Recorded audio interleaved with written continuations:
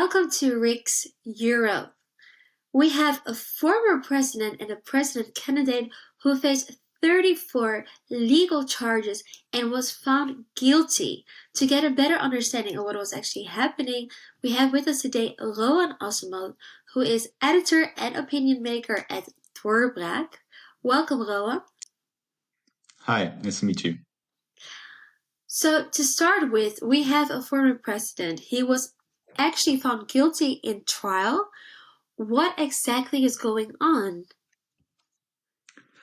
That's a very good question. I think it's a question that not a lot of people have a very good answer to, including many people who consider themselves America experts. I guess one could say the very short version would be that Donald Trump's crime was running for president, and one could say that because, considering the charges that were brought only a few months after Trump launched his presidential campaign, and considering a prosecutor who had campaigned on charging and convicting the former president, I guess one could say that, and I am saying that. But it's definitely something that's a very valid point of view. But what happened, I guess, is a more direct question. Well, Trump probably did falsify some of his business records, and he did this to cover up what is usually called a hush money payments to Stormy Daniels, which we will, to keep it PG, of who we will call, to keep it PG, an adult actress with whom he shared one wild night many years ago. Some He say did 10 this in minutes. 2016. What? I wasn't joking. I said some say 10 minutes, but that's Yeah, some say irrelevant. 10 minutes. Look, I'm trying to be nice here. I'm calling it a night. It was probably during the night, so we can just call it a night and be and not insult the former president's manhood too much. But he definitely had sex with her. That's what I guess we're trying to say. Um, in 2016, he paid her off, which he probably did do. He says he didn't, but it's very unlikely that he didn't. But that, in But fact, the is point legal, right? Just like the that process is of very him. that is very legal, and it happens all the time. Uh, they're usually called catch and kill arrangements, where celebrities, very rich people, pay journalists, pay lawyers, or fixers, some would say, to catch stories, to buy the rights to the stories, make them exclusive so that only that person can publish them, and then not publish them. So that way they get killed and the story never leaks. And they pay money for it. It's all arranged in an NDA, in a non-disclosure agreement. It's very legal. It's a very standard uh, set of contracts, really. Like if you go to law school, you learn about NDAs because every contract basically ends with a non-disclosure agreement. You can't just talk about everything that's in a contract. It's maybe yucky. It is yucky. You can say it's unbecoming for a former president or a presidential candidate back then.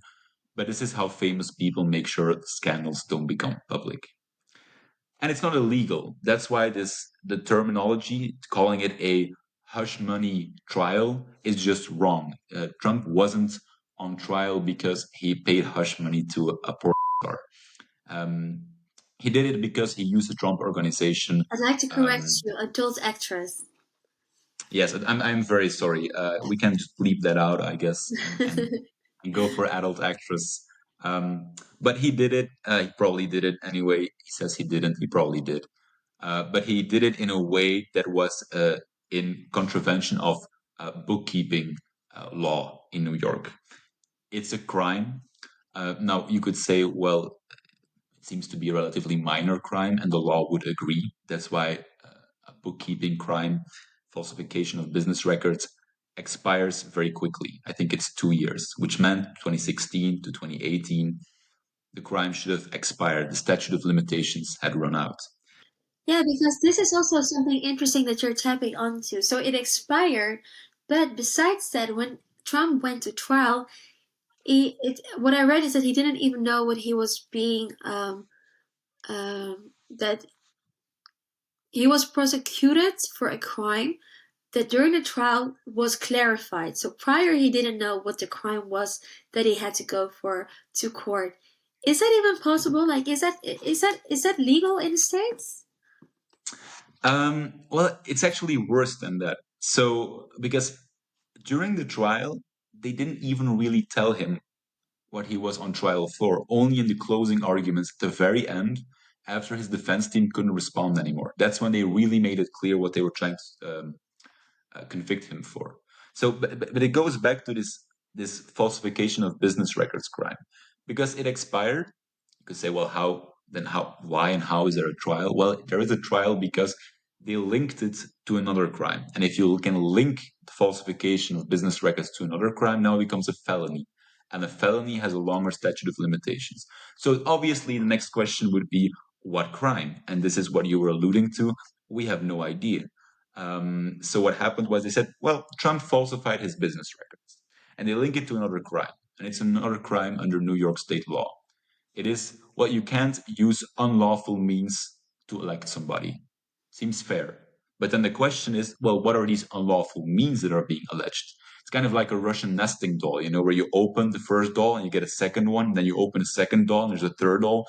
It was kind of a Russian nesting doll of prosecution. And then we go to the third crime, which is the unlawful means. So falsification of business records, election by unlawful means. What are the unlawful means? We don't know. And that's really where the craziness ensues. The judge basically said, well, there are a few theories. Maybe he violated federal election law, campaign law. Maybe there was a tax crime. Maybe it's another business record that was falsified because of that one business record. It doesn't really matter as long as the jury agrees that a crime was ever committed. You can basically convict him. And the jury literally said in his instructions, or the judge rather, I'm sorry, said in his instructions, you have to be unanimous on the existence of these unlawful means. You don't have to be unanimous on the nature of these unlawful means. Yeah, because stepping into that, Rowan, you were talking about the fact that they had a jury, which is different than in the European system. But I think we need also to question ourselves how, because we're dealing with a president candidate. This is a very big case that we're talking about. How could they ensure that they were unbiased? You can't. Nobody is unbiased towards Donald Trump. The real solution to this is, and this is a solution that was pursued for the past 200 years, 250 years in the US, was you don't prosecute a former or sitting president based on flimsy charges. Because even if, in the most technical sense, you were legally right, and maybe a court will agree with you, and maybe a jury will agree with you, the legitimacy of the decision will always be in question, not by 10 people, not by 10,000 people, but by tens of millions of people. This is, sorry to use this word, this is banana republic stuff, right? What they're doing in New York. You see this in Africa. It's sometimes you see this in Southern America, in South America, sometimes, and now you also see it in New York State, which is inventing novel legal theories in order to prosecute a president for the audacity of running for president again. And, the only thing we can conclude from this is that now all politicians are fair game. So you can bet that the next thing that will happen is if Donald Trump wins, or if, on a state level or on a local level, a Republican gets into office, he will do this based on the promise that he will prosecute Democrats because the dam has been broken. This is Yeah. going to keep happening. We saw it. I mean, I don't want to make too big of a jump, but we saw it with the entire Supreme Court thing as well. Remember a few years ago, the Republicans in the Senate, they made it so that you only have to have a bare majority to elect Supreme Court justices, so the highest judges of the land.